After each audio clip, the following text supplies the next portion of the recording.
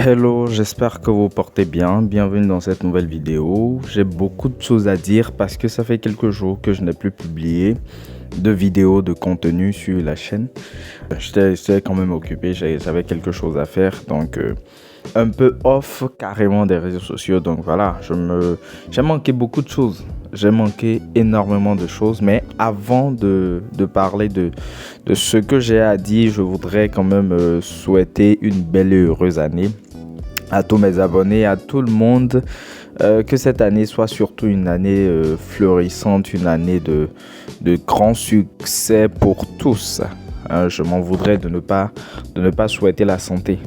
Ouais, je pense que c'est ce qu'il faut vraiment demander. Et voilà, bonne et heureuse année à tout le monde. Aujourd'hui, dans cette nouvelle vidéo, je vais parler du Cameroun. Et avant de rentrer dans le vif du sujet, je voudrais que vous vous abonniez. Si c'est la première fois que vous découvrez ma chaîne, la chaîne 229 Foot, je vous prie quand même de vous abonner à la chaîne, de liker la vidéo, de partager, de commenter. Laissez-moi juste vos avis en commentaire, ça me fera énormément plaisir. Alors, de quoi est-ce qu'il s'agit dans cette vidéo-là? Je le disais tantôt, le Cameroun. La prestation ou le parcours du Cameroun à la CAN 2025.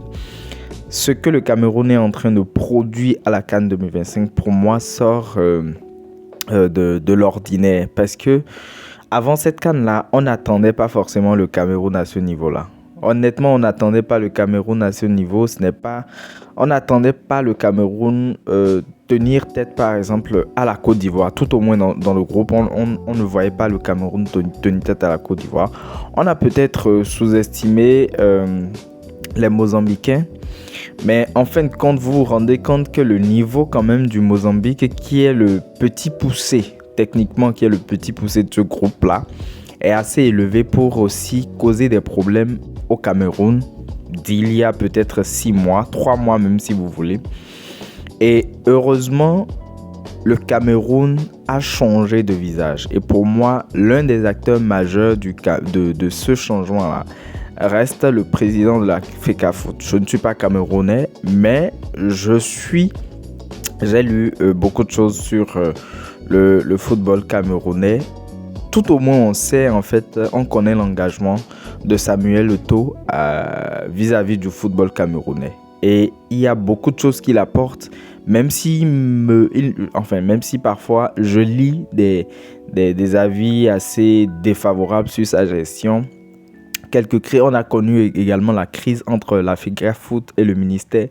On a vu en fait la relation assez tendue qu'il y a eu entre la FECAFOOT et l'ancien coach de la sélection, l'ancien sélectionneur national Brice.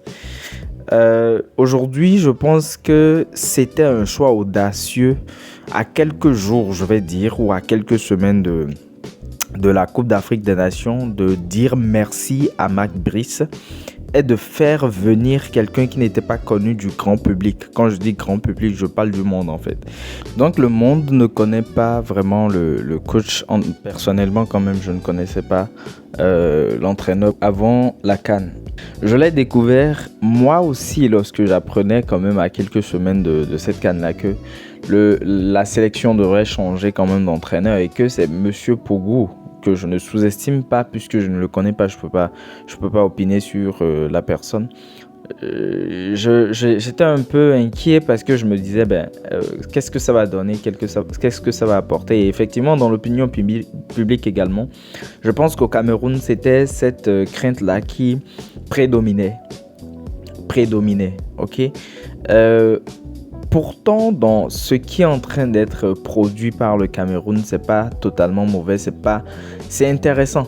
En fait, on découvre un Cameroun solide comme on l'aime, un Cameroun qui fait rêver comme on l'aimait en fait. Donc, c'est quelque chose d'incroyable, d'assez fort. Et lorsque vous jetez un coup d'œil sur la campagne éliminatoire pour la CAN, c'est quelque chose qui rassure parce que je le rappelle, le Cameroun est sorti d'un groupe assez facile. Sur le papier, un groupe facile puisqu'il y avait en dehors du Cameroun, le Zimbabwe, le Kenya et puis le Namibie.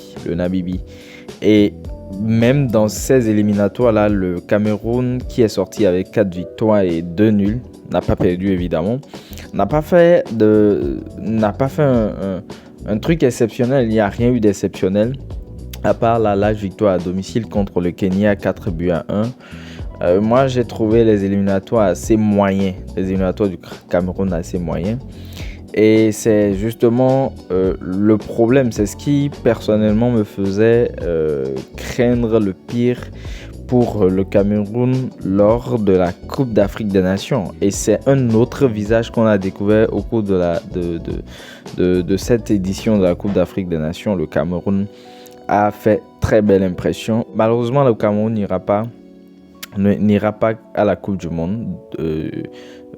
Déjà fini deuxième de son groupe, derrière le Cap-Vert. Vous imaginez, le Cameroun passe derrière le Cap-Vert, ne réussit pas à se qualifier lors des barrages. Donc c'était assez bizarre. On n'attendait pas forcément le Cameroun à ce niveau. Et pour moi, l'acteur majeur de ce changement-là, c'est le Samuel audacieux, Samuel Eto'o audacieux qu'on connaît et qu'on apprécie toujours. Personnellement, je l'apprécie. Je ne dis pas qu'il ne peut pas être apprécié par tout le monde. Moi, je l'apprécie. Ok. Donc, il a fait preuve d'audace. Il a eu l'audace de prendre un sélectionneur qui n'était pas forcément connu, qui n'avait pas peut-être l'expérience des grandes compétitions. Ok, j'ai jamais vu Pogo entraîner le Cameroun.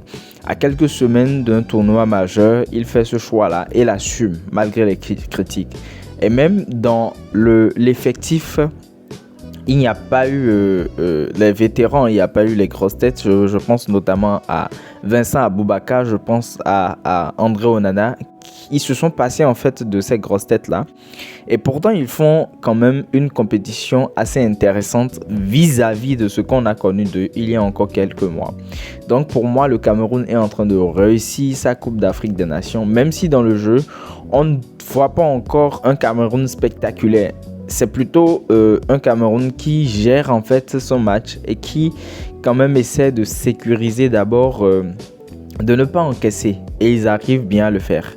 Ok, ils arrivent bien à le faire. Je pense que c'est total actif du Cameroun. Un Cameroun solide, un Cameroun vraiment solide avec des joueurs clés, des joueurs qui apportent énormément, des joueurs qui se font découvrir. Je pense, comment ne pas parler de Namasso qui fait quand même une très belle compétition, faut le souligner. Namasso qui fait une belle compétition. Et Passy qui tient quand même. Ok. Je vois également Nourou. Pour moi, Nourou, c'est vraiment le capitaine qu'il fallait quand même pour cette sélection-là. Il apporte en fait la rage et tout ce que représente le Cameroun. C'est qu'il apporte en fait cette rage-là.